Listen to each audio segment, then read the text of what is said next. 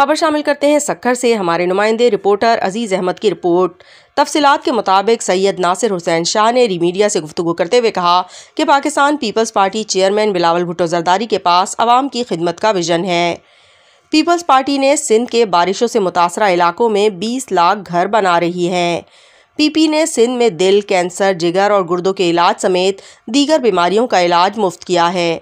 बिलावल भुट्टो ने कहा कि कोई भी इस वजह से इलाज से महरूम ना रहे कि वो इस्तिताअत नहीं रखता। क्या पंजाब या किसी और सूबे में लोगों का इलाज फ्री है? क्या बारिश और सैलाब से मुतासरा किसी और सूबे में लोगों के लिए घर बने हैं? हमारे मुखालफिन पीपल्स पार्टी की शोहरत और अवाम में मकबूलियत से खौफजदा हैं।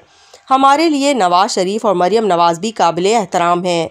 पीपल्स पार्टी की पंजाब में मकबूलियत और पजीराई से लोग खाइफ हैं। पीपल्स पार्टी इक़्तिदार में आकर भरपूर अंदाज में काम करेगी। गरीब ख़वातीन को मुल्क भर में माइक्रो फाइनेंस के तहत कर्जे दिए जाएंगे। हमारे मुखालफिन को पीपल्स पार्टी का काम नज़र नहीं आता। इलेक्शन 2024 में पूरे मुल्क में ज़्यादा नशिस्तें लेंगे। रिपोर्टर अजीज़ अहमद, सक्खर। बिस्मिल्लाहिर्रहमानिर्रहीम, अल्लाहुम्मा सल्ली अला मुहम्मद व आले मुहम्मद।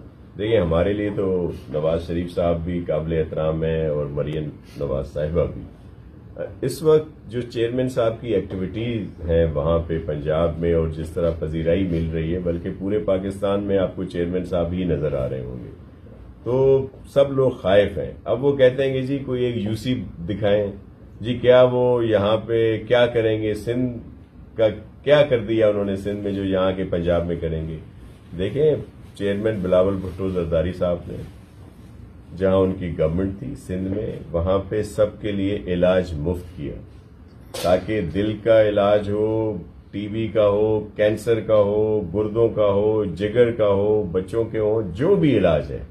और चेयरमैन साहब कहते हैं कि